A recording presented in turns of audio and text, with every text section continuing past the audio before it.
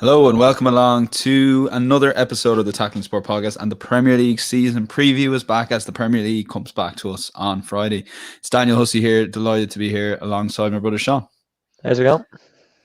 Not too bad, Sean, and yeah, I guess for those watching on the live stream, do get your 1 to 20 in. So we're going to go 1 to 20 like we did last year, Sean. I guess overall last year we weren't too bad considering we were only starting out as well, you got to remember. But I think the pressure's on this year big time. I was having a good think in my 1 to 20 there.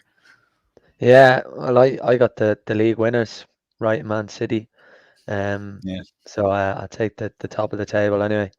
But no, it's one of them. God, like sometimes in the season you're going Jesus, and even just looking at, I was trying to pick my bottom three there, and there's about 7 or 8 teams this year. I think it's quite pretty close.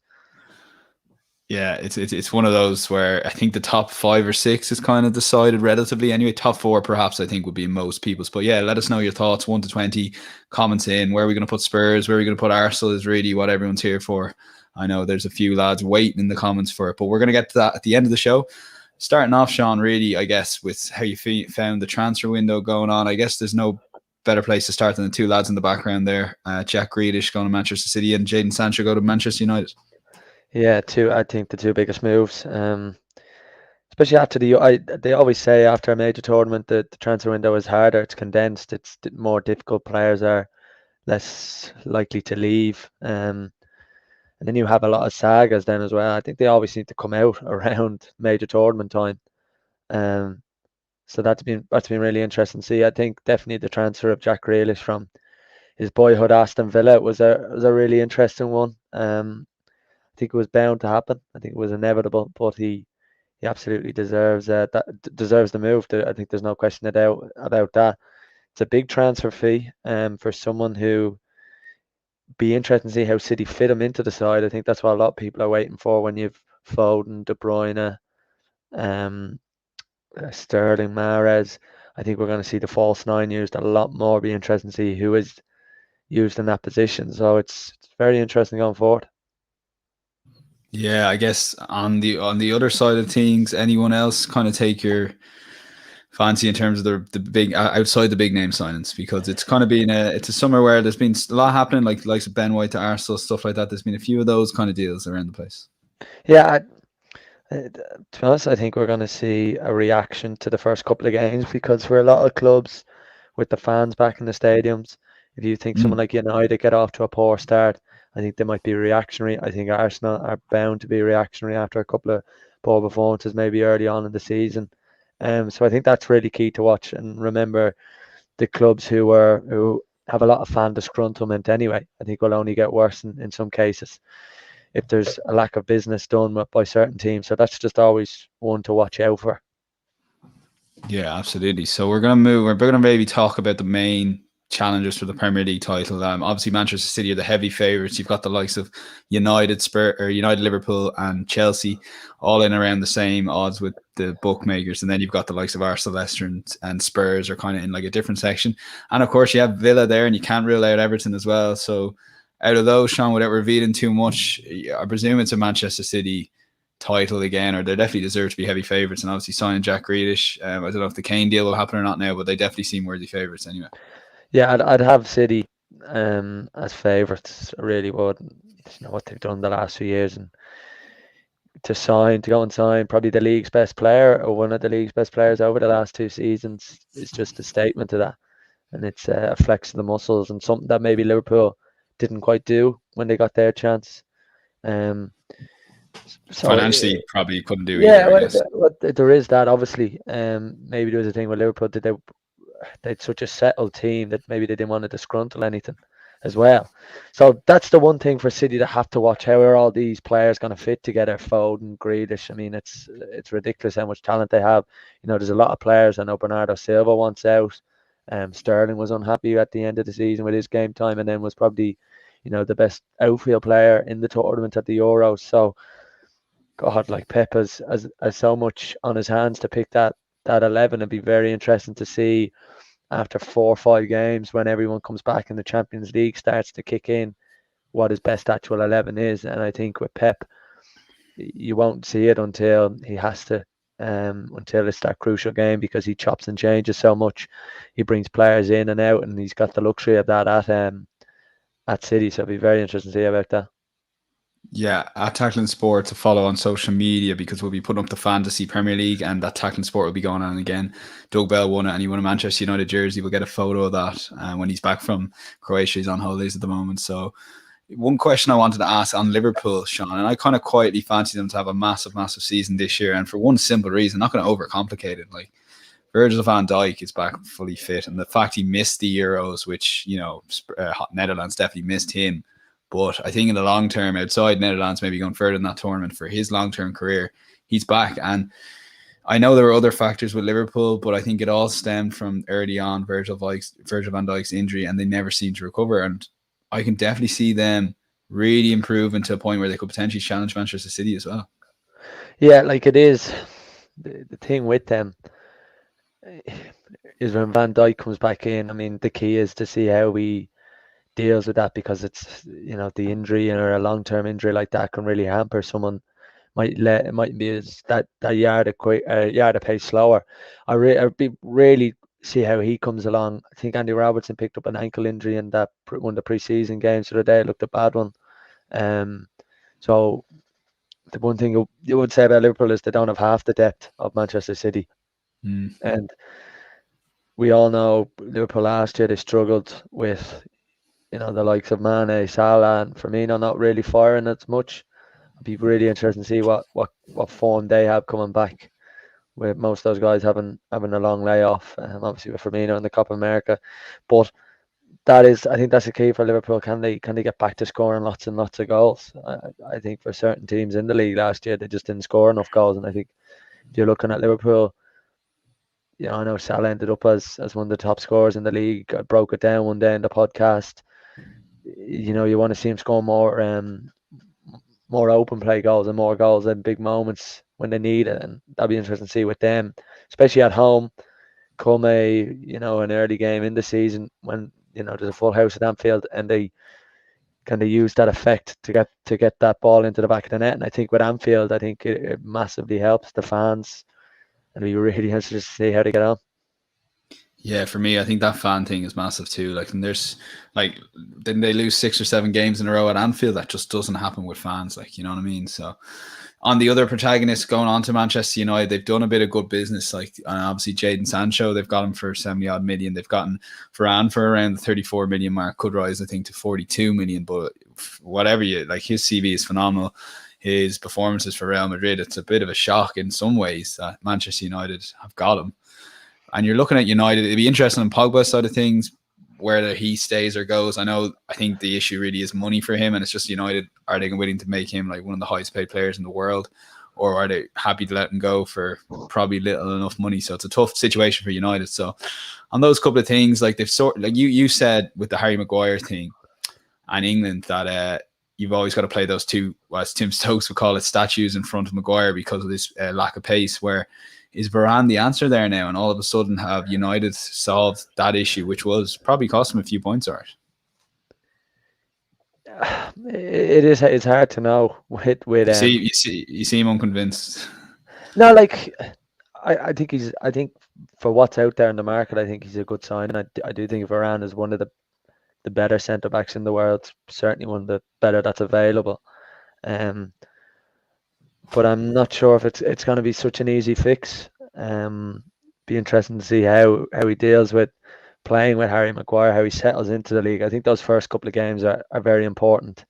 But yeah, it's a difficult one, because I think it's for what they're getting and what they paid. I think it's a decent bit of business, but I'm not sure if he's the fully missing piece of the jigsaw, and maybe it might be a bit of him and Jadon Sancho that does get United, you know, back up there where they really want to be competing, right to the death.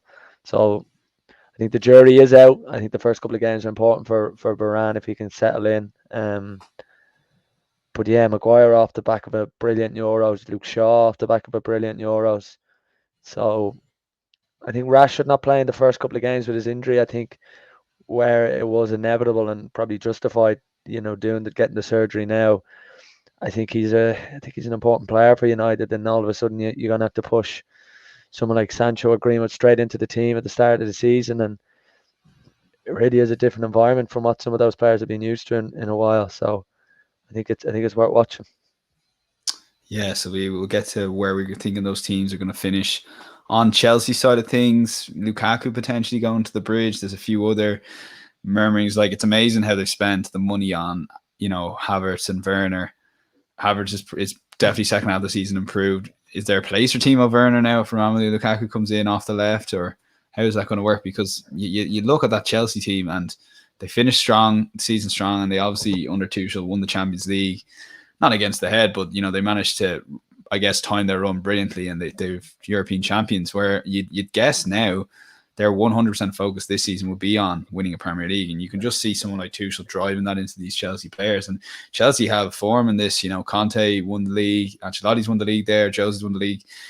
They've so ruthless as a club of winning Premier League titles. They're going to give this a right go, aren't they? And do you think they're set for a tilt to the title race against Manchester City potentially, or Liverpool? The one thing I would say is I think they need a chance. What I say about that is it's very seldom a team goes from not winning a league title to going straight into winning a league title. And I know they've won the Champions League, but I think the league is different over 38 games. So I think it'd be interesting for that. It's going to be their first proper tilt at the title.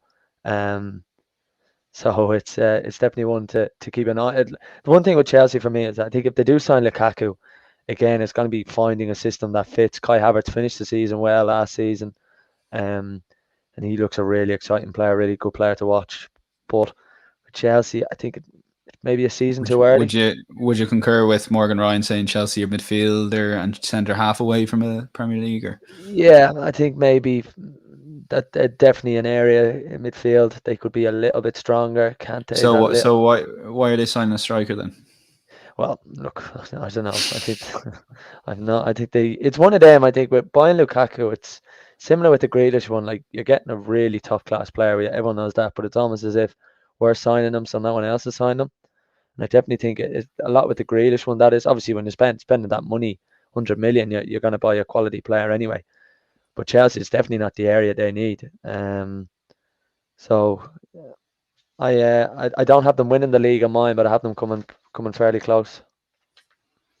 Connor Soares here, there's probably a bit of kicking off in the comments here about how are Chelsea midfielder away when they have Kante and Jorginho. Striker's clearly what we need. So that's the kind of opposite of what you said, Sean. You mentioned Kante there just before I cut across. You have a few doubts maybe, or just... Well, look, he's again, Jorginho and Kante. Like Jorginho, people talking about him for the Ballon d'Or, was brilliant again at the Euros. But with him and Kante, it's probably over the course of the season, and I just think maybe that's a slight area if they were to maybe improve on is midfield. But I mean, like, look, Timo Werner last year, he couldn't put the ball in the back of the net. They obviously want to sort that efficiency out, or lack of efficiency out, from being in goal. So I think in Lukaku, you're getting a brilliant goal scorer, and how he fits into Tuchel's style of play be very very interesting to see. Yeah, finish up on Chelsea. Connor also says in the comments, Chelsea underperformed their expected goals by a million miles, and that striker position is what they need because of Jorginho scoring 7 goals. And Jim, Spurs fan Jim, says Chelsea aren't owner away from being back where they belong, wherever Southampton end up. So on to Arsenal, Sean. Ben White, it's a good signing. They signed the centre mid from Anderlecht. There's a lot of really, I guess, positive-ish. It's all relatively positive with Arsenal because obviously as 2 Arsenal fans here, it's hard to get excited. But I'm not like this. The window hasn't been a disaster, but I don't know. It'll be a big 3 or 4 weeks for Arsenal, particularly in this transfer window. I'm kind of struggling to see exactly where they are at the moment. Yeah, I think it's a busy couple of games to the start of the season. You think of where Arsenal have been, and I think with the fans going back into the Emirates, I think a couple of bad results early on in the season, I think the writing will be on the wall. I did say this last year as well. You definitely think he's under massive pressure. Well, I think that's it. I think the fans just they won't have it. I think if there was fans there last year, I think Arteta would have been sacked And I don't think Lampard would have been sacked at the time for Chelsea. I think that was with the love the Chelsea fans have for Frank Lampard. So, like, it's going to be interesting for Arteta. I think he's under pressure straight away. Maybe not from internally from within the club, but externally from the fans and the I suppose a lot of people in the press. I think they're going to be vying for blood, and it'll be just interesting with how Arteta is going to deal with that. Yeah, I'm kind of concurring with Jim a bit. While I accept the fans will be on his case, I think the club is now too far down the line with Arteta that they've got to kind of back him 100%. And Edu, yeah, it'll be to see what happens with that and how that plays out. Yeah, it'll be interesting on the Arsenal side of things. Spurs, Sean, quick word on Spurs. Harry Kane looks like go on.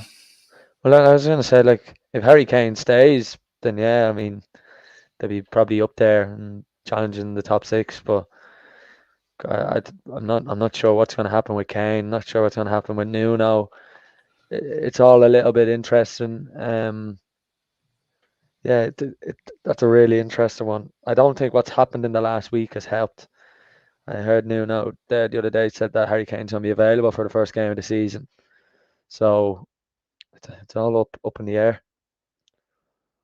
Yeah, with Nuno side of things, look, I know Jim's in the comments here saying, here we go, but with Tottenham, it does literally come down to Harry Kane. So are you ready now, Sean, with the 1 to 20? Will we go for? Yeah, you might start us off there, Dan. Okay, so I'm going to start off and we're going to go from 1 to 20. So keep your comments coming in pretty much on par with us as best you can, lads. So we're going to go Manchester City, number 1. Yeah, I'm going City to win the league. And why is that?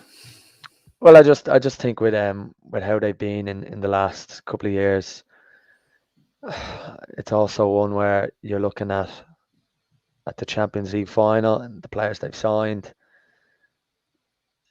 Harry Kane, I do think maybe they're missing a striker. I think that really is a big issue. But if they get that sorted, I'm not sure how it's going to get sorted though. I mean, the idea of spending the amount of money on an injury-prone Harry Kane, who is, certainly not getting any younger, and that would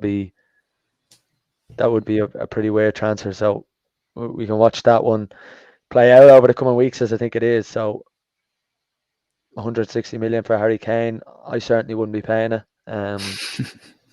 But I think City will still have enough in the legs. Yeah, it's just like, even if they, drop back to the pack a bit, they have enough in hand, and the squad they have, like, you've seen the two 11s, and then obviously Roy Keane will come in saying they can only put 11 players on the pitch, but they're just too strong again. Although I do think it'll be a lot closer, which I'll get to now in a second. Harry Dean comments Manchester is blue heart emoji, and James Moe comments watch them sneak Arsenal into the top 4. You're well, get ready for this anyway, Jim. So I've gone for second place, and I mentioned at the top of the show, but I do think that Liverpool are going to be a serious force this year, and I'm not going to overcomplicate this other than the two factors that the one you mentioned, the one I mentioned was Virgil van Dijk, and then obviously the Anfield factor too. And I do think that Jurgen Klopp will be bullying over most of last season, how it played out. Now, they got the top 4, serious momentum. Like Alisson scored the winning goal at West Brom. You forget about this kind of madness. And a new season, I was very close to even kind of going for them for the league, just to stir the pot a bit. But I do think that City, just can't see them not winning the league here. But Liverpool are definitely a team that I'm expecting a massive improvement from the word go, really. I think Klopp would have thought about how we're going to start the season a long way out. So for me, Sean, I'm going Liverpool 2. I'm the same. I've gone Liverpool second. Wow, jeez, I thought I was getting a bit of differentiation. No, I think to be honest, it's a bit of a toss-up. I think the top 4 at the moment, I think there's a clear 4 in front. I think it was 2 for a number of years, and I think Chelsea and Man United have caught up with the other 2. I think for me, the first place was pretty clear, and the second, third, and fourth was a bit of a toss-up, and I've gone with Liverpool there. Just I think they're too good a side, and having fans back in Anfield and the way they finished the season is a real bonus. Yeah, on the City side of things, Harry Dean here, and it's good getting the City fan perspective on the podcast, personally, I'd like to give Ferran Torres and Jesus a chance to play, or even Sterling up front at number 9 instead of paying that money for Harry Kane. So we'll be watch that space in the Manchester City side of things. So we're going to go over to you for third place, Sean, but we're gone the same 1 and 2. We should really start differentiating this a bit. But look, we haven't looked beforehand. Who are you going for 3? I've gone Chelsea 3. As well? Yeah. Why? I think they have a lot of quality, and if they bring in Lukaku, they have even more quality. And Champions League winners, I think to go from Champions League winners the year before, it's probably always going to be difficult. Let's see how they start the season. I think with Chelsea, I think they just need to get themselves into a title race, and they'll be all the better for it next season. And maybe it is just slightly a season too far for 38 games, but they definitely have enough quality to win it. Yeah, like I know you said there's a 4 now. I think there's a 2 and a 2 still. I know the odds don't quite reflect that, but I do think City and Liverpool. Go on. Well, Chelsea just won the Champions League, and I know they might have got a little bit lucky with some of the teams they ended up playing, but I mean they had to beat City in the final, and yeah, no, and I accept that, but something you always talk about, the behind closed door thing.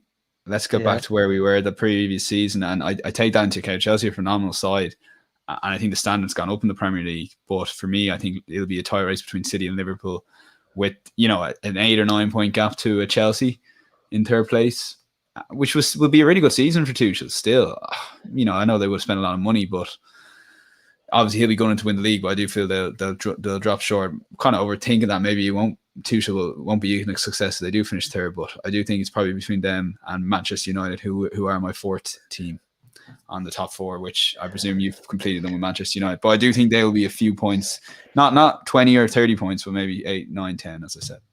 Yeah, I've gone Manchester United in 4th as well, just behind the top 3, but I think they'll be able to keep up with them for a long time. Like, you got to remember, they've this amazing away record. Wonder how that's going to play out with fans back in the stadium and how they cope with that. But I mean, United were bar a couple of slip-ups, were in a real chance of winning the league at one stage. So here we are putting them 4th. They certainly have enough Varane, to Varane and Sancho. Jeez, what are we doing? They definitely have enough. I think the goalkeeper situation hasn't been sorted out. That's correct. Major problem. Midfield hasn't been addressed yet, and that is it's a big problem. You sound a bit like Dunphy there. That's a problem, baby. So for those in the comments, there are a lot of like chirping in the comments here. I don't see too many predictions. Our 1 to 4, myself and Sean's, is pretty similar. So get yours in. So just to recap: Manchester City 1, Liverpool 2, Chelsea 3, Manchester United 4. I have a funny feeling we may be the same on the 5th, Sean. But who are you going? Remember, using your head, who are you going 5th place in the Premier League 21-22 season? Well, I'll be honest here. When I'm looking at the rest of the 15 teams, and there is a massive, significant gap in quality from the top 4, but there's also a significant gap from the 5th best team to the 11th. I mean, there's nothing. I don't think there's any real late challengers coming for that top 4, or I'd be surprised. So then in 5th, I think I would have gone Leicester until what happened to Fofana. I think he's a massive, massive player for them. I'm not sure whatever system they played last year, whether it be 4 at the back, whether it be 5 at the back, whether it was Sancho alongside him or Johnny Evans, Fofana was there, and he took to the Premier League like a duck to water. Now they have made some brilliant signings in your man Sumar, the midfielder from Lille. But I've just gone with Arsenal ahead of them. It's probably one of them that could get played back on me. I have the clip. It'll be deleted after this show. Don't worry. Yeah, so I'm going with you can't start a season and not think Arsenal your team's not going to be there. So, we have a few predictions coming in the comments. They'll get read out in a sec when we get through the top 6. The reason I've gone for Arsenal, I do think Ben White is a massive, massive signing, based on the fact that we have been crying out for a kind of right centre back. At least the club thinks we have been, and they put a lot of work into getting that type of player. Now, playing him alongside a Gabriel or a Pablo Mari, you're not going to get top four with that centre-back partnership probably, but we both mentioned that, and I think most pundits are saying that there is a gap from that top four to the rest, and I do think my main thing is the Fofana injury is huge, but I do think playing Europa League will count against Leicester this season, to be honest with you, and Arsenal not having European football will count towards them doing well. In fact, Spurs have the Europa Conference League, although that's probably better than having the Europa League. Kane stays or goes, I Nuno will take time to bet in. So on that basis, I don't think Villa and Leeds are quite there or anything like that. So it's a podcast hosted by two Arsenal fans, but unfortunately, we're both going Arsenal to finish fifth in the Premier League table. So I'm sure there's a few comments to be read out. But Sean, I'll go. You can. So we had so there's a comment here from Connor saying Arsenal are not near the depth of Leicester, which is absolutely right. But Arsenal don't necessarily need a whole heap of depth. We're not playing European football, and I really think for a squad like Arsenal, where I think if they can get some of I think the problem last year is Arsenal really struggled to score goals, and I think an extra year of Smith Rowe from the start of the season, Saka, hopefully Pepe. I mean, God knows what's going to happen with Pepe, but they do need their captain Aubameyang to try and fire and try and get a couple of early goals in the season. But I just think with Leicester, I think Fofana is a massive loss. Now, I didn't watch the Community Shield. I know they won it, but he's such a big player for them at that age as well. So I think that injury might hurt them a little bit, but they have made a couple of good signings. But yeah, that's Arsenal fifth for me. And to wind up, maybe a few people in the comments, but a genuine question, Sean. So you say you weren't an Arsenal fan. Is there any case that they can get into the top four for any Arsenal fans listening? I don't think so. Jesus, like not even a. Well, to be honest, I just think that top four is the gap is as big as it's been for a while now. So that's it. Morgan Ryan commenting, Ben White cost him more than World Cup and Champions winner Varane. You might as well throw all his CV in there now, Morgan. Come on, a few La Liga titles is a disgrace. Look, Ben White is a victim of time in that regard. If there were different summer windows, I think both will end up being and I mean this, really, really good signings. Genuinely, I do think Ben White will be very good, but obviously Varane, he'll stay at the club for 5 or 6 years, so he's 33, 34. I really can see him in the heart of the fence, possibly alongside Maguire all the way through, but maybe even they might upgrade on that side of things. But 6th place, and I have a funny feeling we're going to probably be together again on this, but I'm going to go for, and it does get better as we go along. I've gone for a few wild swing lads, don't worry, so stay with us. 6th, I'm going for Leicester City. And the reason, it's just on Leicester City. I know they're playing Europa League, but they're so consistent under Rodgers, and that second season syndrome fear I would have had last year is gone. I don't think there is a such thing as a third season syndrome, if anyone out there has a good example, but I do think this Rodgers team, it's just a really solid team. Schmeichel, Vardy, there's so many good players, and I just think they'll have another solid season, another 60-ish points, maybe touching 70, and maybe finish 6th place. 60 points, 60-ish. Yeah, I've Leicester there. Couple of good exciting signings. Podcasts. Yeah, couple of good signings, but I think with Europa League football, I wonder how, I know they had it last year and they didn't necessarily do well to end the season again, how they did. Now they were unlucky 2 years in a row to have a really tough ending to the season, but yeah, I just think maybe slightly short. Daka, a great signing for Leicester, Sean?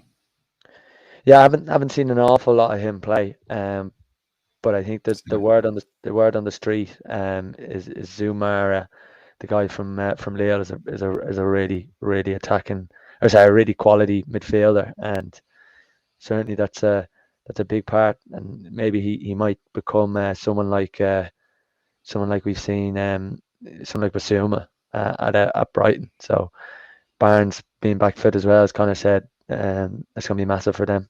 Maddison, I think Maddison's a big story. I mean, what's going to happen there? I'd really like Maddison at Arsenal now, to be fair.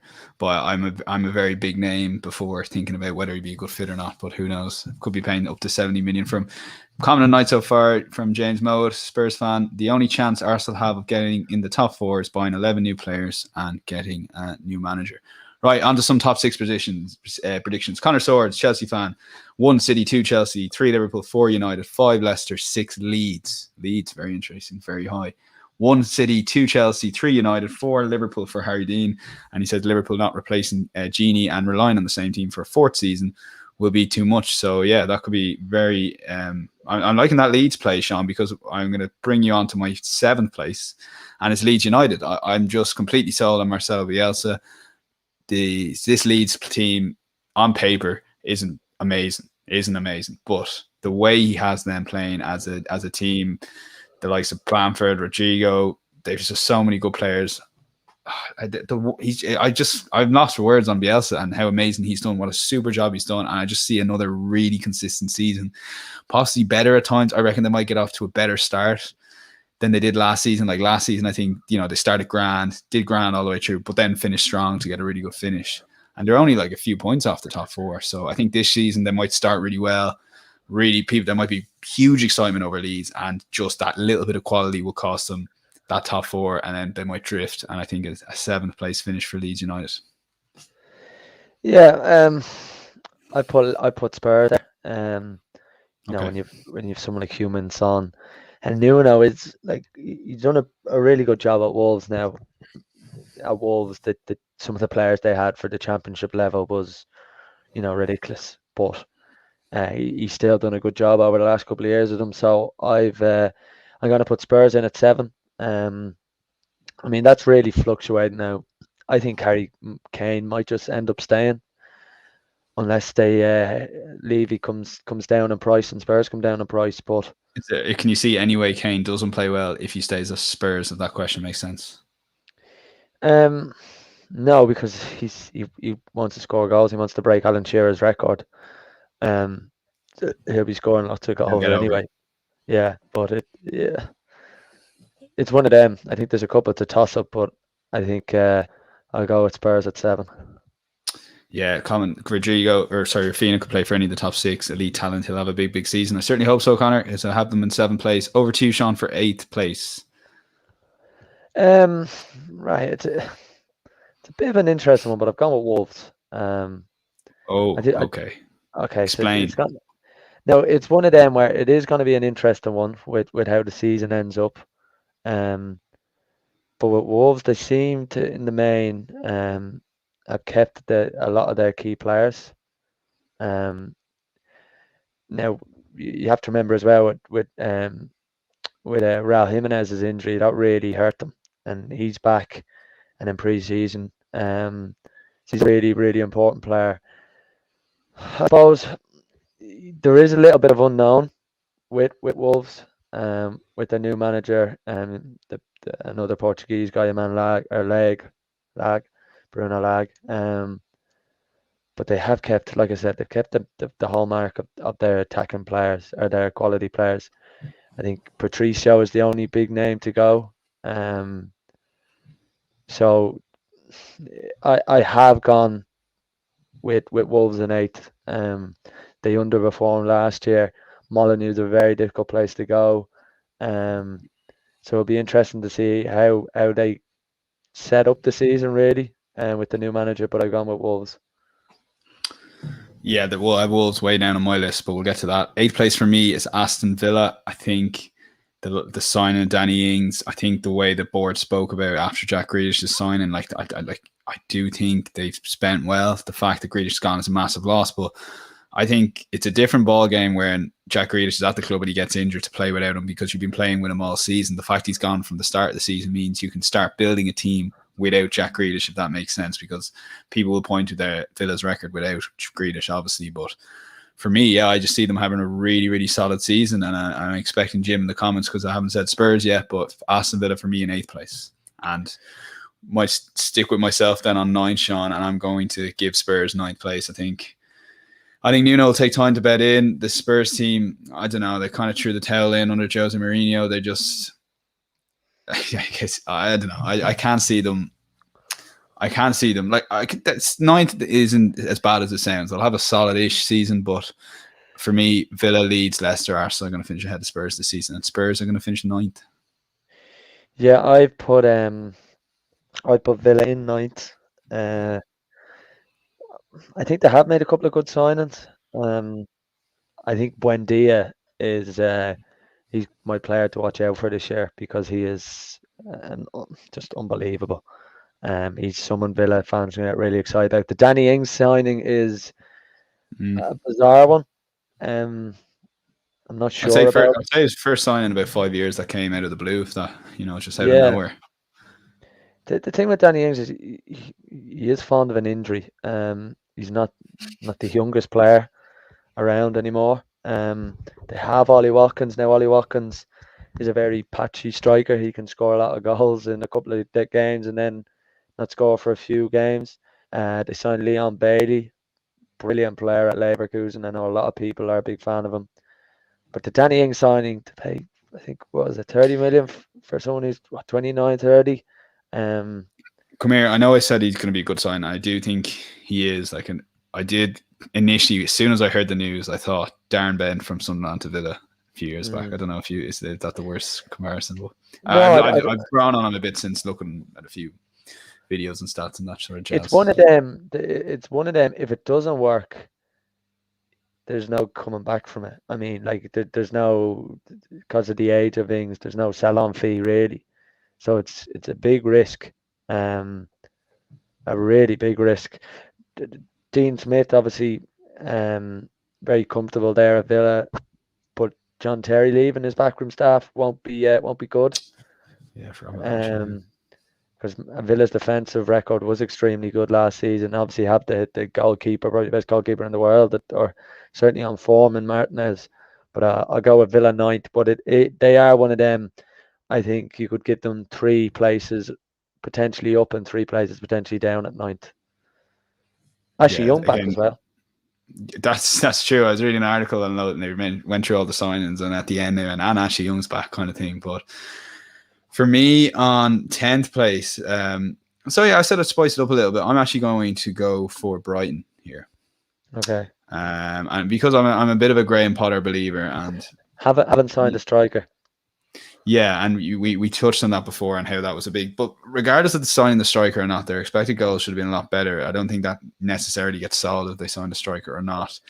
The next few weeks, the transfer window will be interesting, but I do think that Graham Potter is a really, really solid manager. And I don't know, it's a bandwagon to be on, a Brighton bandwagon. It's like, I've obviously followed horse racing, and a horse will be tipped up on Twitter and the whole country's on him, kind of thing. And Brighton have those vibes sometimes with these expected goal, and everyone's tipping them every week in the predictions and all that. But I think a solid pre-season for me. I'm expecting a really strong season from Brighton, and a lot of those teams I have pretty similar when I was doing them early on today. So I said, you know what, I think Graham Potter will eke out a bit of improvement in Brighton, and they're up to 10th place, top 10 finish. Fantastic. Graham Potter just shortlisted for manager of the year this year.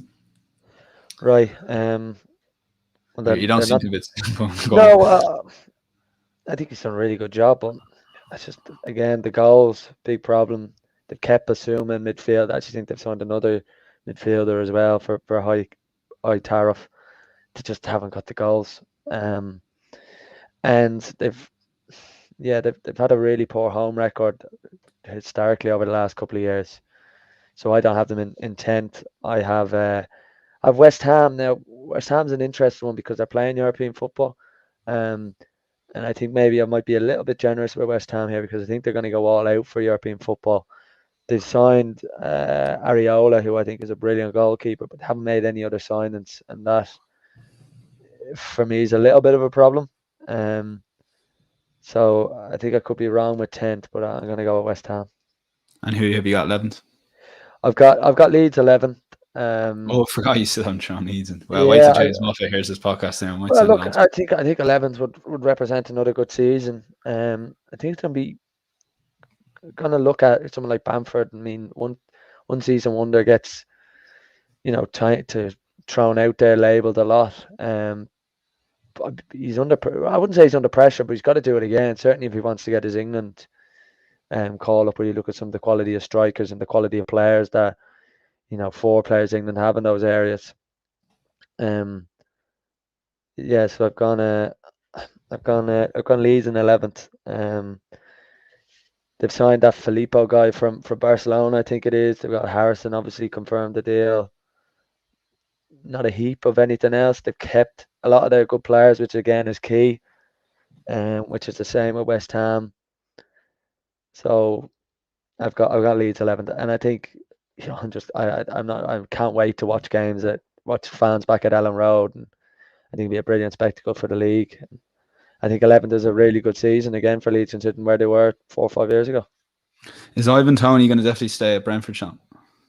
I think he is. I think if you were signing him for that much, you'd want to have signed him a couple of weeks ago, at least. That's what I was thinking, yeah. Um, Because on why that are you? basis, I'm a bit excited about Brentford. I watched a Oh, few of their goals there last season, trying to make a case for them. And I think there's a number of Premier League teams faking being in the Premier League, if that makes sense. They're kind of like tipping away, finishing 13th, 14th, 15th every year, 12th, 11th. And I do think Brentford are going to take full advantage of that. And I wanted to kind of mix it up a bit. And I think I'm going to go Brentford 11th.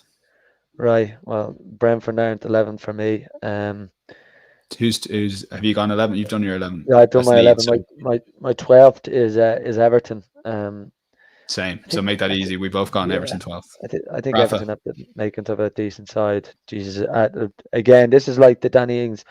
If this doesn't work for Everton, I mean, there's no coming back. This has to work for all parties, for Rafa, for Everton, because if it doesn't, it will end in tears for all. Yeah, I'm with you on that. West Ham, I've gone West Ham 13, and similar to you, I know I'm almost being a small bit generous, but I can't see them. It'd be such a big fall to fall any further back than 13, and it's simply the European football factor, and they don't seem to have not made as many signings as they need to. So for me, Everton 13th. I know you're a massive Norwich City fan, Sean. Am I mad to think they'll finish 14th next season? Um, Not mad. I have them staying up. My 13th is Palace. Under Patrick Vieira. Really interested to see how they get on. Like the thing is, like you can't emphasize enough the importance of fans and home support. And I think Selhurst Park is it should be one of the hardest places to go. And last year it wasn't really. It was a very easy place to go. You remember that? I think it was Chelsea beat them 5-0 at home. It was just a rout. And they made a couple of good signings. And the thing with Palace is obviously they're having that big turnover of players, particularly in their defence, the likes of Gary Cahill and guys who are out of their contract and they've signed, which is a brilliant signing. Mark Gay from Chelsea was on loan at Swansea last year, who was unbelievable for Swansea, particularly in the playoffs. And Hakeem Anderson, who was at Fulham, who had a couple of really good performances. They've signed the young teenager from Reading, Michael Elise. So I'm really excited about Palace. Really looking forward to seeing Patrick Vieira back. Conor Gallagher's in on loan. So I'm really excited. I'm really excited about Palace. The one thing maybe you could say now that they've lost a few players, is they're maybe lacking maybe a little bit of experience. But I do think I am excited about Crystal Palace this year. So you have them 13, did you say? I have 14? them 13th, and I've Newcastle 14th. Like Newcastle haven't signed anyone yet. I think if they get not Joe Linton, if they get Joe Willock, which I That's think they gone through, will. has it? Or yeah, it's I think it's close. yeah. I think I think he just gives them that little bit of lift. And again, I think the Newcastle fans would just want to get back and support their team, so I put them in as 14th. Who's 15th? Is Brighton. Just run of the mill. We'll have their ups and their downs, but don't have a good enough striker. Well, listen, 3 or 4 weeks ago, I've gone Wolves 15th. I don't know if Jimenez is guaranteed to be at his 100% best for a large part of the season, only just being back. New management in. I just think it'll take time to blend. I think they'll have enough to stay up, but for me, they're 15th. And I've gone like an old horse racing analogy again with Brentford and Norwich staying up. I'm going to stick with that championship form and complete the hat-trick with Watford finishing 16th, which means there's some carnage coming in my bottom four. But yeah, I just think that bit of championship form, I think that new team, that small bit of unknown against a lot of the teams I picked below them, I think it's more I'm sick of them, to be honest with you, but I do have cases for all four why they'll finish below the 3 promoted teams. So who have you got 16? 16th I've Burnley. Again, like a lot of people make the point every year about Sean Dyche should get manager of the year for just keeping Burnley in the division. Like with Burnley, like you just it gets to the same stage every time in the season where you think they're in trouble, or you think they haven't spent the big money like that other teams have, and they just about stay up and they keep it together. Obviously, I think a lot of people in Ireland will be really excited to see young Nathan Collins, who's playing for Burnley this year. They spent I think 13 or 14 Yeah, million on him, good 15 centre million back. And he's versatile as well. He can play right side, Mm. right back. For Very Burnley player as well, isn't he? Yeah, well, for someone like for a club that doesn't spend an awful lot of money on big players, I think he's a really good signing for them. Mm. Now there is talk. I have read talks about potentially someone like Dwight McNeil maybe leaving. I think they can't afford to have him leaving. I think it's someone like Everton's they're rumoured with, but I think if Everton are rumoured with him, he'd want to be 30, 32 or 33. That's just the type of player Everton seem to be are going for at the minute. So I put Burnley in 16th. Okay, for me, 17. Now, Sean, do you remember when I texted you saying Southampton top six? Allegedly Yeah, Southampton top four, but we're only proof you have is top six. But I'm going for Southampton 17 to stay up. I just think it's a bit of a mess of a club. I thought Ralph's comments after Danny Ings left were very alarming, to be honest with you. Not a yeah. happy camper at all, at all, at all. And I just cannot see how Ralph stays into the job before this side of Christmas. So I think it'll be sacked in with them in the relegation zone kind of thing, and they'll peter out and stay up somehow on the final day or whatever. But I don't know. I'm struggling to see Southampton doing well this season. I'm completely not only off the bandwagon, but I'm back on a different bandwagon, going for Southampton relegation, but just to stay up on the final day. So 17th.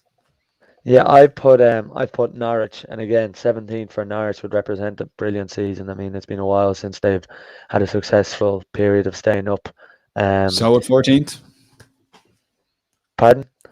So at 14th for where I have Oh, them. yeah, 14th or 17th would represent brilliant season. They've lost, I suppose, their key man, their talisman, and Nemi Buendia. Top correct the reason they create so many chances. Um, when you lose a player of that quality, it's always difficult. Now they have signed a couple of different players, and they converted Ben Gibson's loan, who was so good for them last season at centre back, converted him into a permanent move from Burnley. Billy Gilmore, who I think is a brilliant loan addition for them. Um, Same. they've got a midfielder, Pierre-Lies Malou, who has had a really good pre-season from what I've been reading about Norwich. I do like to keep an eye on them. So I think this year could be different in that they stay up. I could easily see them relegated though. I think it's a really difficult task for Daniel Farker, but he's been there for nearly five A long years time. now, so A he's long time in really football, isn't it? yeah they deserve to stay up. It's a long time for any manager, particularly in the Championship.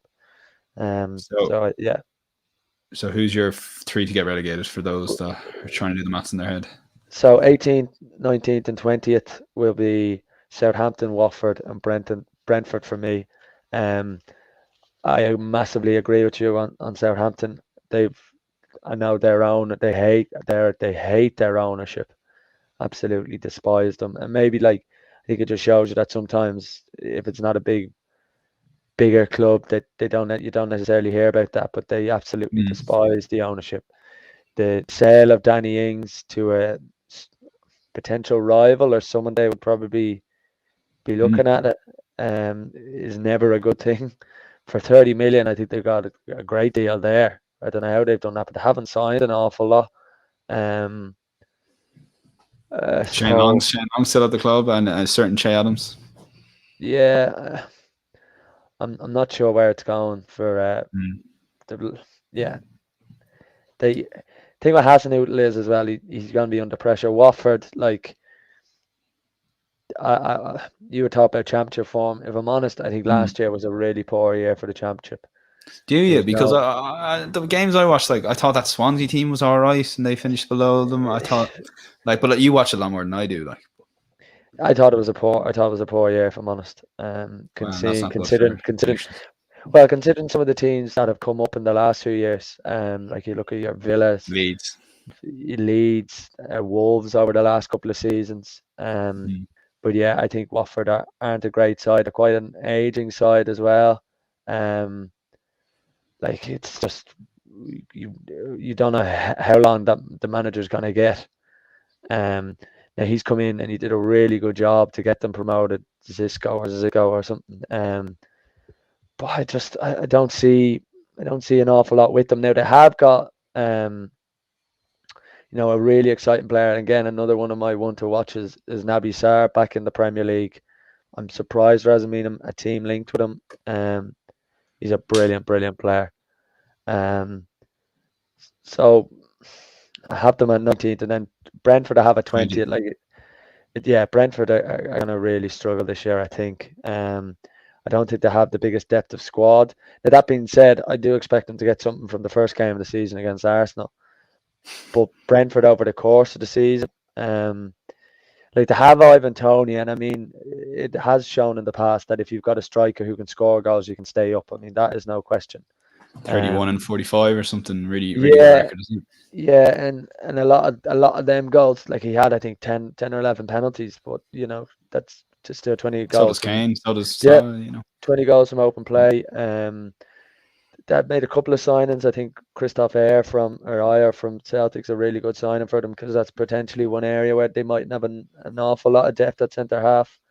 But I just think it's going to be a step too far. And Thomas Frank is a really good manager. He's done a good job there, taking over from Dean Smith.